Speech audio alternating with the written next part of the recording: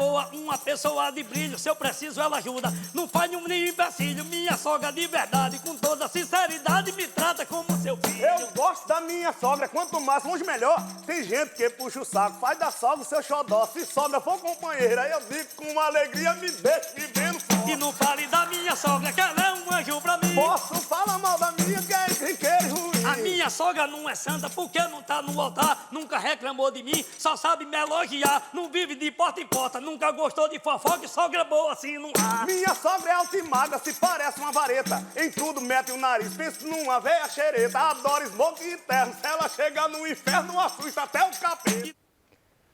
Olá, nós vamos continuar a falar de cultura brasileira. Assim como o repentista Caju, da dupla Castanha e Caju, que não escolheu a sogra, a vida cotidiana nos reserva uma infindável série de fatos e acontecimentos imprevistos. Não tem jeito, temos de lidar com eles e, muitas vezes, fazer da fruta ruim doce ou sucos saborosos.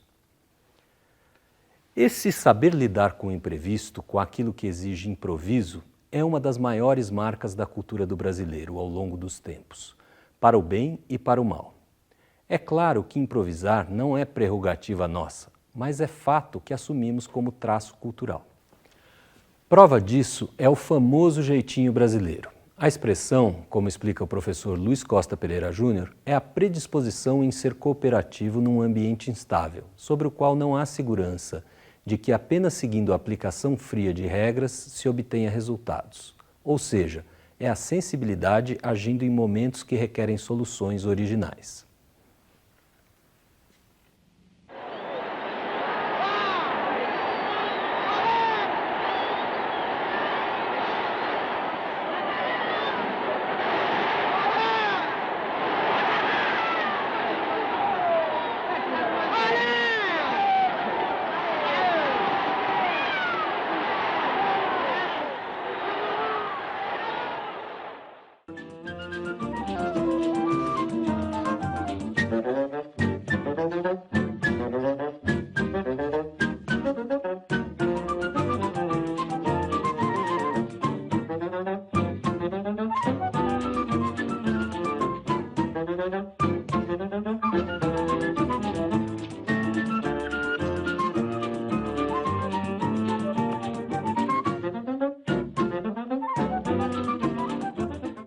Quando o improviso inesperado é bem sucedido, como nos dribles de Garrincha ou nos acordes de Pixinguinha, nós nos reconhecemos e enaltecemos o nosso jogo de cintura. Quando somos dizimados pela organização alheia ou pela carência da nossa, como nos já antológicos 7-1 da Copa frente aos alemães, entramos na mais cava depressão. E aí, só o que serve é o modelo do outro.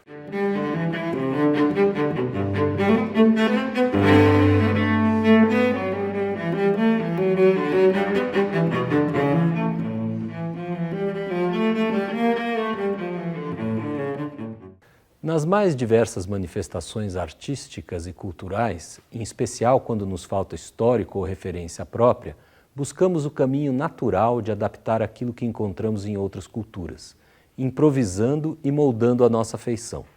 Para usar a expressão cara ao modernista Oswald de Andrade, canibalizamos a expressão alheia em nosso banquete antropofágico, tropicalizando a tradição do outro. No teatro, por exemplo, desde a segunda metade do século XIX, quando os gêneros populares importados da França, como a opereta e o teatro de revista, chegaram ao Rio de Janeiro, a chave do sucesso foi o improviso em tom local. Como conta o crítico Décio de Almeida Prado, Francisco Correia Vasques, ator-autor e figurinha carimbada no Rio do período colonial, teve a sacada da época. Misturou Offenbach e Martins Pena, França e Brasil, Orfeu nos Infernos e Orfeu na Roça. Na peça abrasileirada, Morfeu, o deus do sono, vira Joaquim Preguiça. Cupido passa a ser Quinquim das moças e por aí afora. A fórmula pegou. Outros autores fizeram do Barba Azul o Barba de Milho, da Duquesa de Gerolstein a Baronesa de Caiapó. Essa veia do cômico, do bom humor, muitas vezes assentado na paródia, foi uma marca do teatro brasileiro. da mesma maneira que seu diálogo com a música popular, outra marca forte. Com o cinema não foi muito diferente.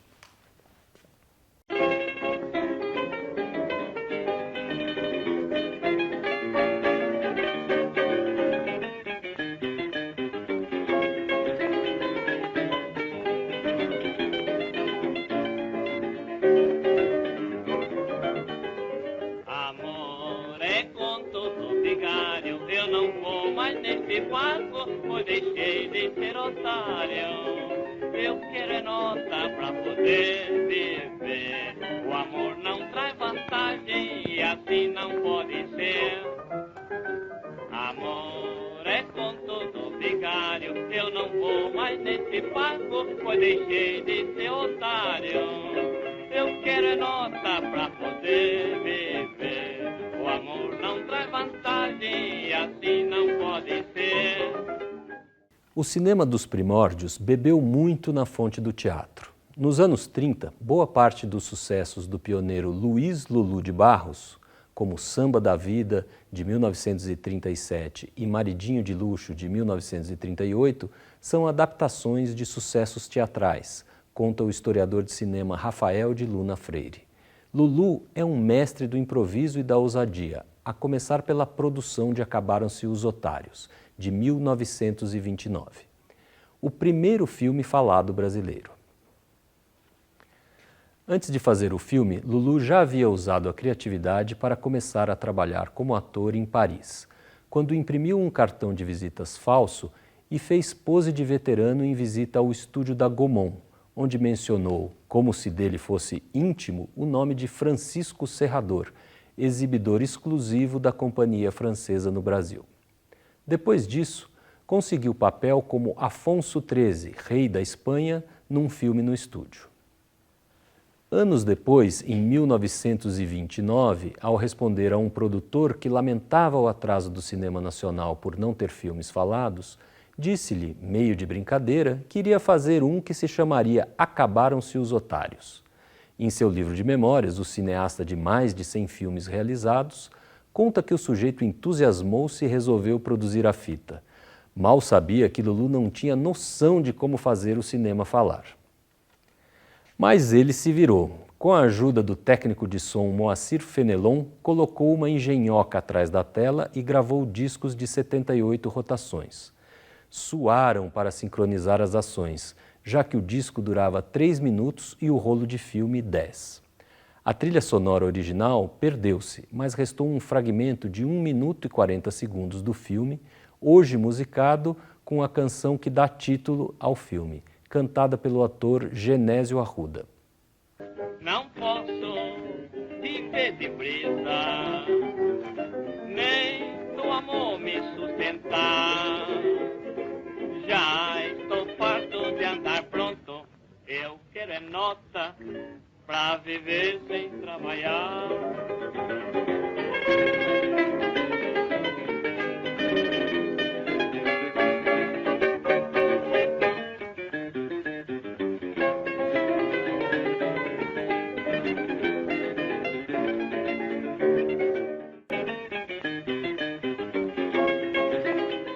Simplória, a história recorria a um gênero então em voga, a comédia em que 2 caipiras ingênuos, vividos por Arruda e Tom Bill, vêm para a cidade grande e se veem às voltas com espertalhões que vivem querendo enganá-los.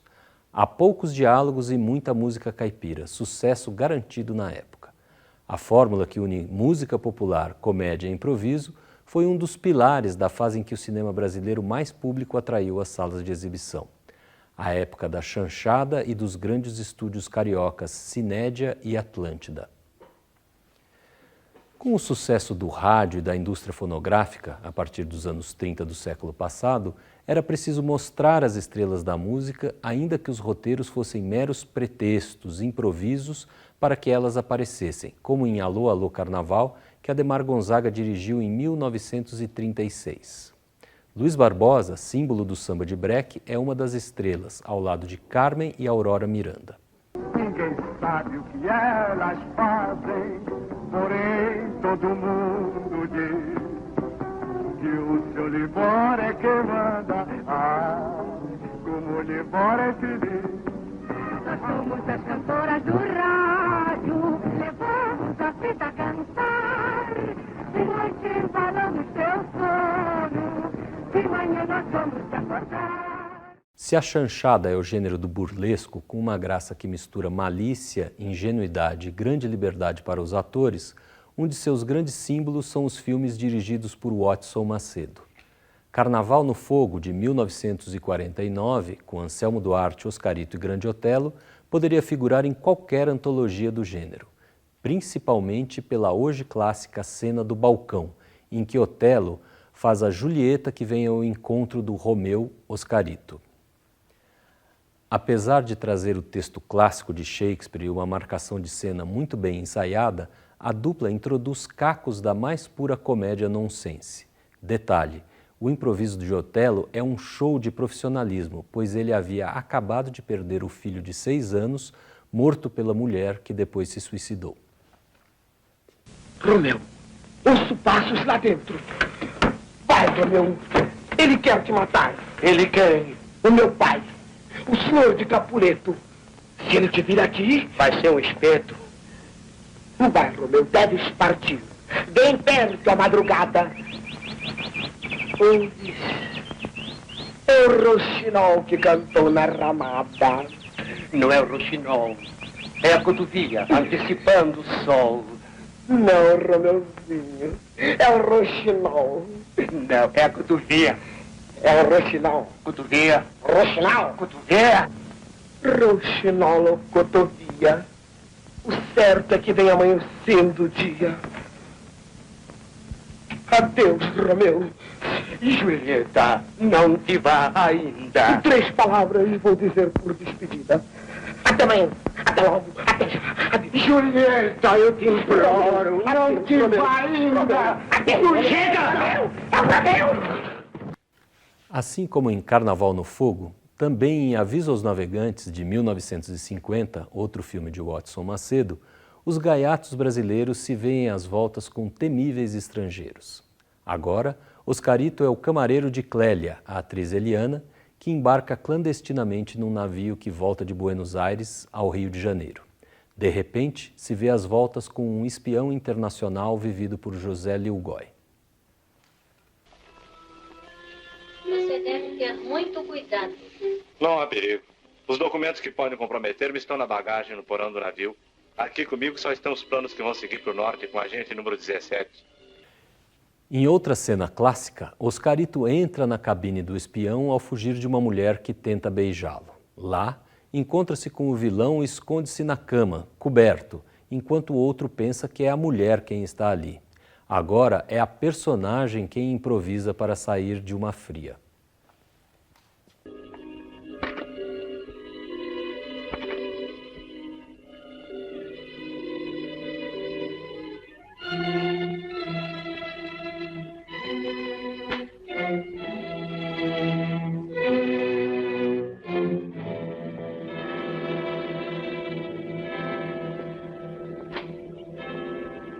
Ué, querida, você já chegou?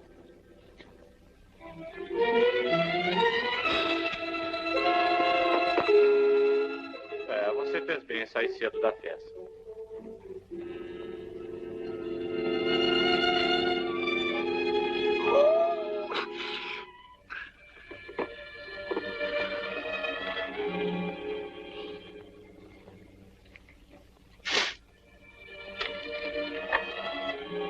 Sabe, querido, eu estou muito desconfiado, hein?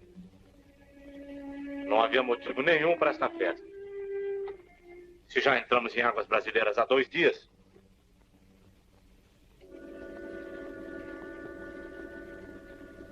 Aquela história de revistar passaporte não me agradou nada, hein? Eu acho que a polícia argentina já tomou alguma providência. Teria chegado alguma comunicação a bordo, hein?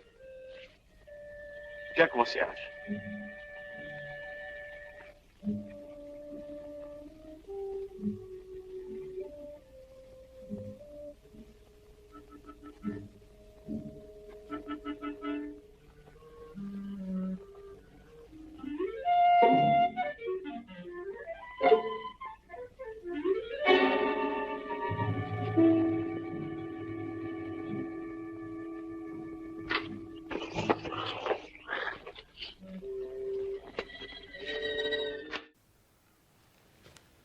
Mas o improviso no cinema brasileiro vai além do maroto Lulu de Barros e das paródias bem construídas por Watson Macedo e otimamente encenadas por craques como Grande Otelo e Oscarito.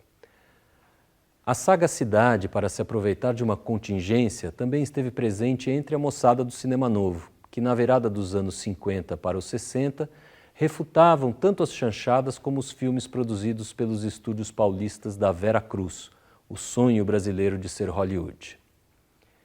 Em 1962, o jovem Glauber Rocha trabalhava como assistente do fotógrafo Luiz Carlos Barreto nas filmagens de Vidas Secas, de Nelson Pereira dos Santos, rodado em Palmeira dos Índios, Alagoas. O sol queimava e Barretão adiava o início das filmagens por não ter recebido os filtros para amenizar o excesso de luz.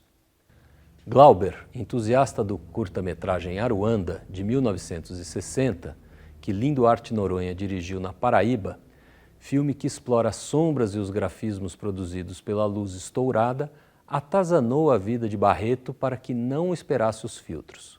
O diretor de fotografia cedeu e Vidas Secas é um dos marcos da luz natural superexposta que marcou o cinema novo, um dos traços estilísticos mais fortes da estética da fome. Oh, mana, deixa eu ir. Oh, mana, eu vou só. Oh, mana, deixa eu ir para o sertão do Caicó. Eu tô dançando com aliança no dedo. Eu aqui só tenho medo do mestre Zé Mariano.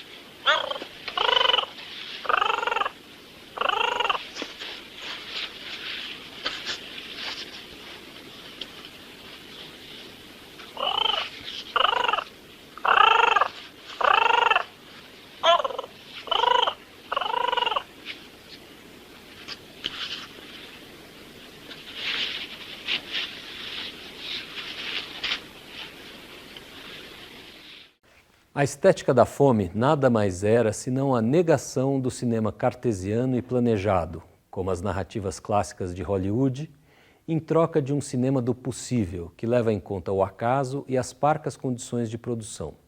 Essa proposta é radicalizada pelo cinema marginal, na segunda metade dos anos 60.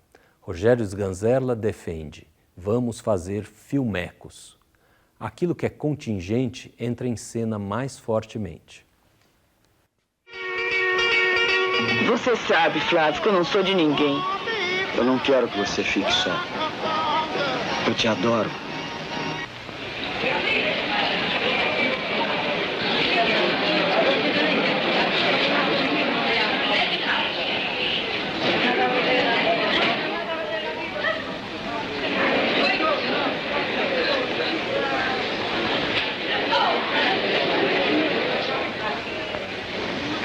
Eu também te adoro. Ai! Ai! O ato de assumir o caráter contingente da vida e, portanto, a abertura ao imprevisto, ao incerto, ao que pode ou não ocorrer, tornou-se mais do que uma marca estética, um pressuposto ético na obra do maior documentarista brasileiro, Eduardo Coutinho, morto tragicamente em fevereiro de 2014. Integrante do CPC, o Centro Popular de Cultura da União Nacional dos Estudantes, nos anos 60, Coutinho teve participação no Cinema Novo. Em 1964, quando houve o golpe militar, interrompeu o filme que fazia sobre as ligas camponesas, retomado 2 décadas mais tarde. Nos anos 70, na época áurea do Globo Repórter, da Rede Globo, era um dos diretores da equipe que fazia o programa. De sua produção para a série, um filme abriu horizontes em relação ao tratamento sobre os fatores imponderáveis presentes em uma filmagem. Coube a Coutinho registrar um personagem desafiador que se situava no campo ideológico oposto ao seu, o fazendeiro e político Teodorico Bezerra, que acabara de se eleger deputado estadual pelo Rio Grande do Norte. Em Teodorico, Imperador do Sertão, de 1978, o velho coronel não é confrontado diretamente. Coutinho também não conseguiu ouvir queixas e desagravos dos empregados da fazenda, pois o personagem o acompanhou o tempo todo. Foi quando o diretor percebeu que, para o bem ou para o mal, Teodorico falaria por si. Deixou-o construir sua própria narrativa sobre si mesmo, mostrar-se em toda a complexidade de indivíduo a um só tempo autoritário e sedutor. O morador que não cumprir fielmente este regulamento será tomado roçado e terá o prazo de 24 horas para desocupar a casa e ir embora dessa propriedade. A riqueza pertence a quem trabalha. Se você não trabalha, viverá sempre pobre. Aqui ninguém parado, mesmo na hora da morte, você esteja estribuchando, mas não pare. Major, mas e o pessoal cumpre o regulamento? Como é que é? Cumpre, porque não cumprindo, eu digo logo que o Brasil tudo é dele, ele vai embora daqui, deixa ele descansado, em paz e sossegado. E o pessoal aí, que diz? Como é que é? Ah, eles já sabem que é assim, porque o que é que você diz? É isso mesmo, tem não que é ser isso mesmo? assim mesmo. Aí. Tem que ser assim Há mesmo. quantos anos você mora aqui? Já vai fazer 29 anos. 29 anos? É. Está arrependido? Não, senhor. Por que você não vai embora daqui e não procura um lugar melhor? Eu acabei de dizer há poucos minutos, se o senhor não sai daqui só quando for para o cemitério. Porque se ele mandar ir embora, eu sempre volto, né? Ele que adianta sair. Por nada eu tenho que morrer aqui mesmo. Se ele quiser assim, se não quiser assim mesmo, né? E o cemitério, onde é? É ali, bem perto. Anos mais tarde, Coutinho consagrou-se com o documentário Cabra Marcado para Morrer, de 1984, em que retomou a história que teve de interromper em 1964, para então registrar o destino da família camponesa que filmara 20 anos antes. Do projeto original de filmar com os personagens reais da história, só restou a participação de Elizabeth Teixeira fazendo seu próprio papel. Ela veio conosco da Paraíba para Pernambuco.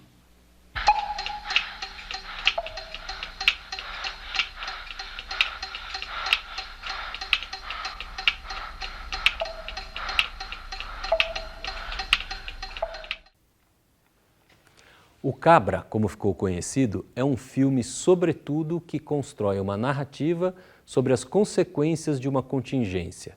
No caso, o golpe militar na vida de um grupo de pessoas.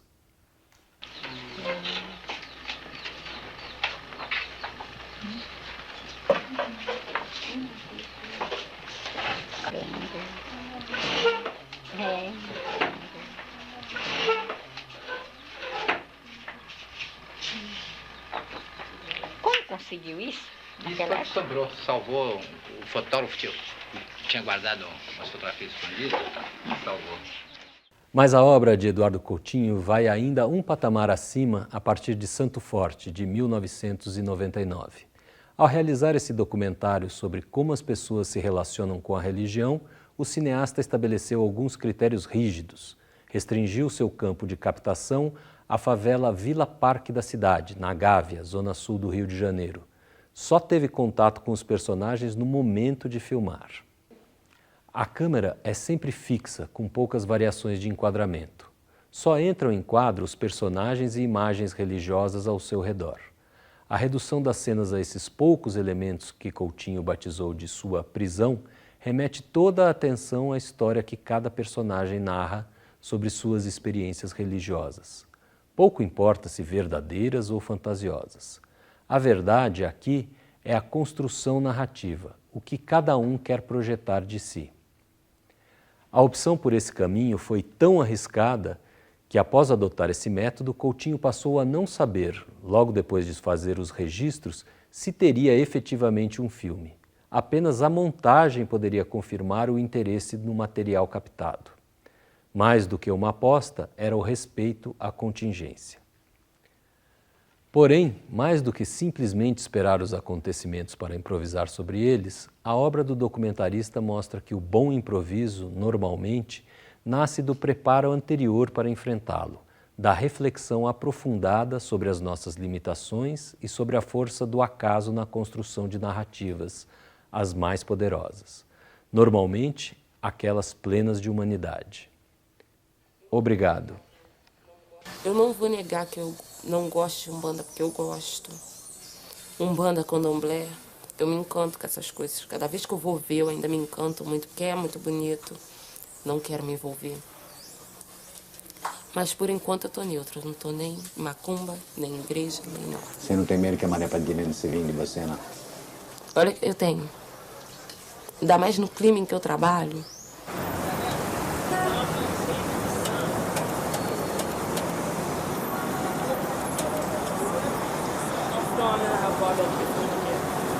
Eu trabalho fazendo show, eu trabalho, tipo assim, em casa de show, você tem lá, mal ou bem, você tem rebarba de pessoas que já trabalharam lá, entendeu? É um lugar carregado, são lugares onde você não pode entrar sem uma proteção.